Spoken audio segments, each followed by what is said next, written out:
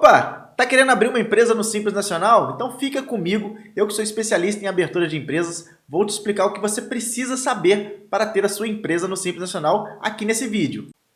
Bom, primeiramente você precisa saber que tipo de empresa pode ser do Simples Nacional. Bom, o tipo de empresa que pode optar pelo Simples Nacional são as empresas sociedade empresária de um único sócio ou de mais de um sócio, de forma de responsabilidade limitada, as sociedades simples, que são as que são registradas no cartório ou na OAB, com grande atuação pessoal dos sócios, ou seja, aquelas quem presta são os profissionais liberais, como advogados, contadores, dentistas, médicos, psicólogos, etc. Ou o empresário individual, esse último que tem a responsabilidade ilimitada. É importante vocês saberem que esses tipos de empresas de natureza jurídica, eles têm que ter um porte adequado ao Simples, seja ele ME ou EPP. A definição de porte está atrelado ao faturamento. Eu tenho uma exceção aqui, que são as sociedades de advocacia.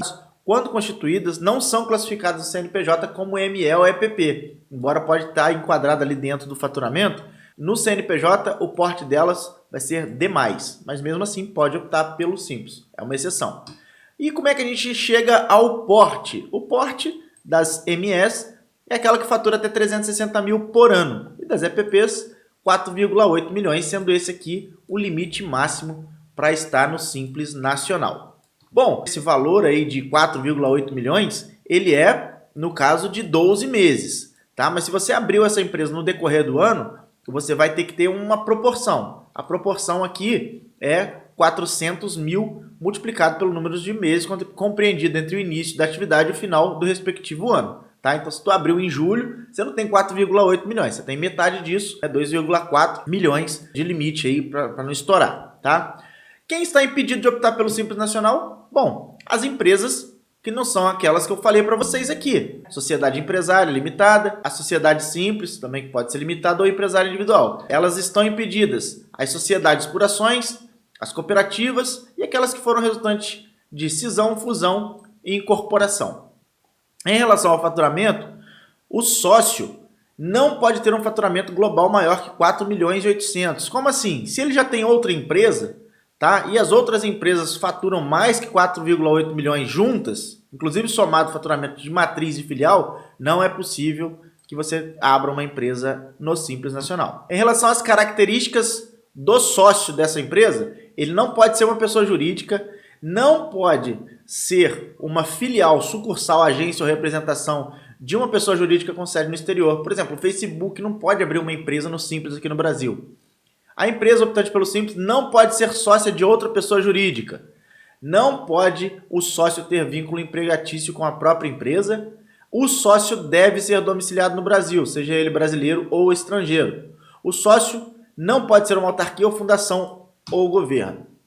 Em relação à atividade desenvolvida, eu não vou falar tudo isso aqui para vocês. Vou deixar esse material disponível para vocês aí na descrição, mas eu fiz um resumo para vocês. Basicamente, setor financeiro, bancos e instituições financeiras, setor elétrico, pessoal que produz e distribui energia elétrica, transporte intermunicipal, importador ou fabricante de automóveis e motos, né? Combustíveis também, importador de combustíveis, setor cervejeiros, produção de cerveja, tem algumas exceções, tá?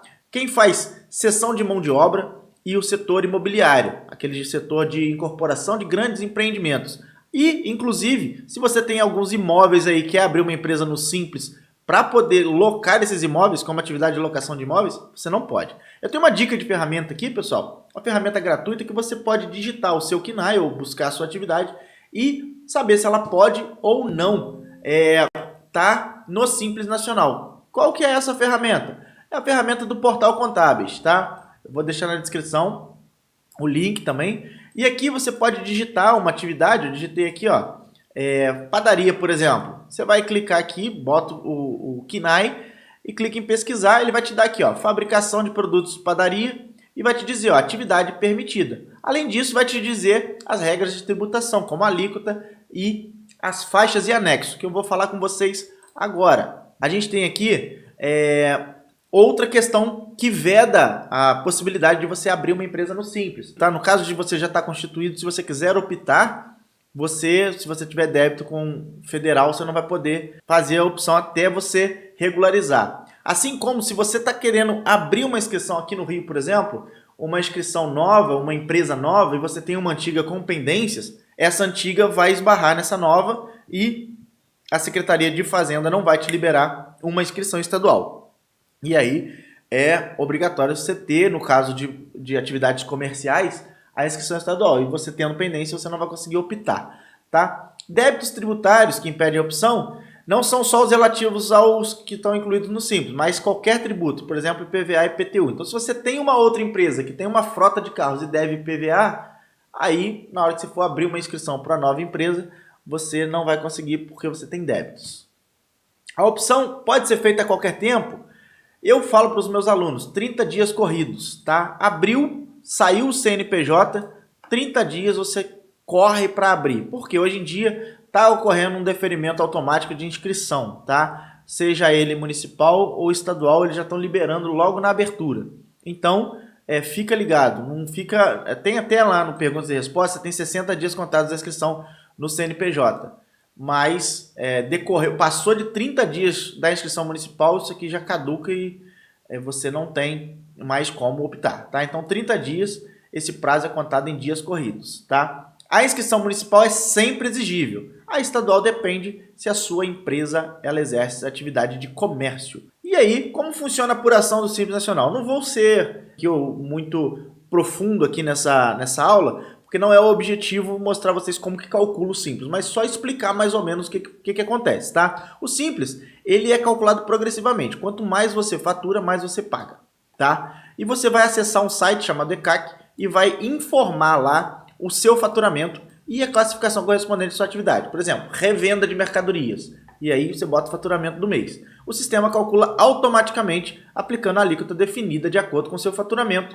E aí, quais são as tabelas e anexos que vão definir essa alíquota? Você tem algumas tabelas, né? Alguns anexos. Então, a sua atividade, se ela for do setor do comércio, ela vai ficar no anexo 1, industrial 2 e serviços vai depender aqui de qual que ela se enquadra, se é no 3, 4 ou 5, sendo prestação de serviços do anexo 3, na minha opinião, a melhor delas e 5, a pior delas, tá? Inclusive no anexo 5, você tem a possibilidade de ir para o anexo 3, mas vai depender de uma coisa chamada fator R. O Simples, pessoal, ele é simples só no nome, mas ele é um pouquinho complicado, mas isso aqui o seu contador vai se virar. Não você. Você só precisa saber que, dependendo da sua atividade, ou você vai ficar no 3, no 4 ou no 5 se você for prestador de serviço. Tá? E se seu contador conseguir te encaixar no anexo 3, vai ser ótimo para você.